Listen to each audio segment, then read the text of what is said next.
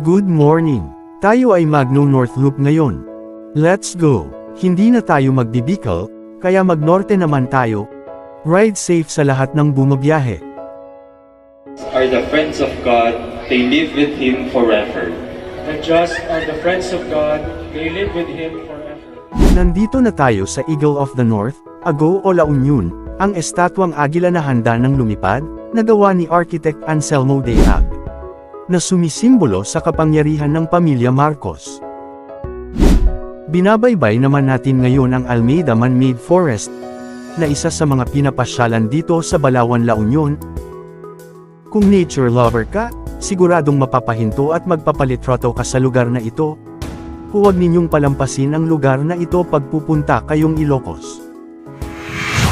Narito naman tayo sa Baluarte Watchtower, ang 400 taong gulang na istruktura na nakaharap sa West Philippine Sea na may taas na 5.6 meter, na matatagpuan dito sa Barangay Luna, La Union.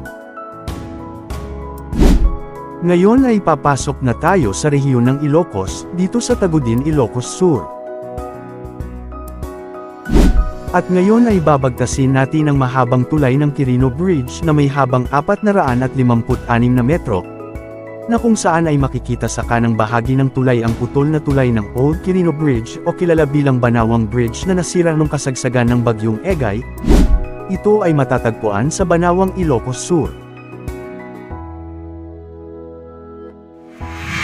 Bisitahin naman natin ang Parish of St. Augustine of Hippo o kilala bilang Bantay Church na matatagpuan dito sa Bantay, Ilocos Sur, kung saan makikita ang Bantay Watchtower. Tayo ay maglakad-lakad muna dito sa Calle Crisologo dahil dito na tayo magpapalipas ng gabi.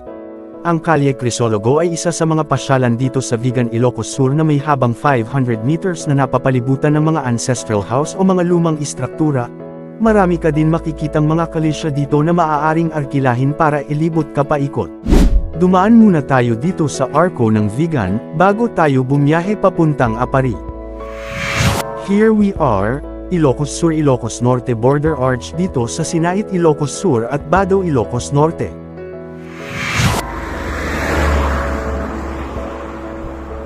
Let's go, Ilocos Norte.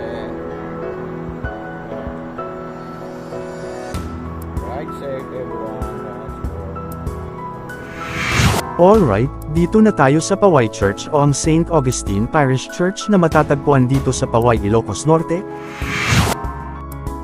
Let's go!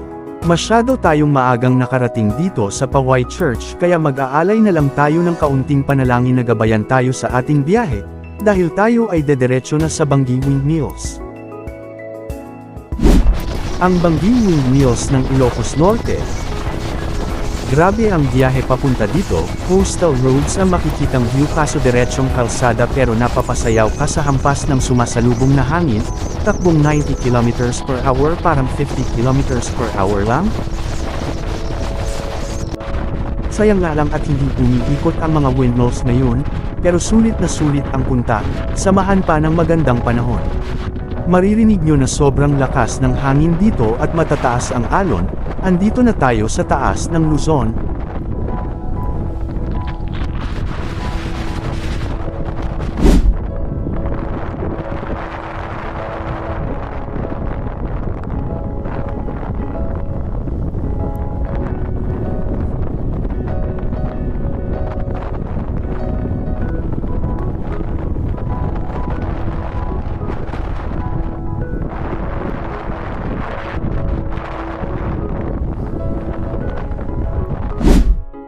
Alright, pagtapos natin sa Bangi Windmills, papasok na tayo ng Pagudpud, Ilocos Norte, at mukhang may kakaharapin na tayong pagsubok. Madilim na kalangitan na may hatid na malakas na ulan. Kaso ibang pagsubok ang aking naranasan.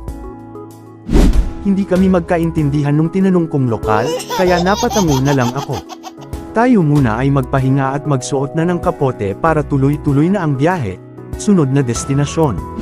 Patapat Viaduct. Malakas na ulan at hangin ang sumalubong sa atin dito sa Patapat Viaduct o ang Patapat Bridge, dito sa Pagudpud, Ilocos Norte. May haba itong 1.3 kilometers at isang coastal road kaya madami ang humihinto at nagpapalitrato sa lugar na ito, na natapos noong 1986. Ito ang ika-4 sa pinakamahabang tulay dito sa bansa. Isang achievement sa mga biyaheros ang makapunta dito lalo na sa mga rider na kagaya ko. Sisiguraduhin kong babalik ako dito ng maganda ang panahon. Entering Apari, na matatagpuan sa probinsya ng Cagayan sa rehiyon ng Cagayan Valley. Tanging ang arko ng Apari at ang Apari marker lamang ang pinuntahan natin dito. Hindi na tayo dumiretso sa dulong kalsada ng Pilipinas sa San Vicente Port, para may rason tayong bumalik at planuhing mabuti ang pagpunta. Biglaan lang kasi itong North Loop natin. Fast forward, uuwian na. At narito na tayo sa Plaridel Bypass Road dito sa Bulacan. Inaasahan kong nag-enjoy at nadagdagan ang ating kaalaman sa ating North Loop. Hanggang sa muli, ride safe!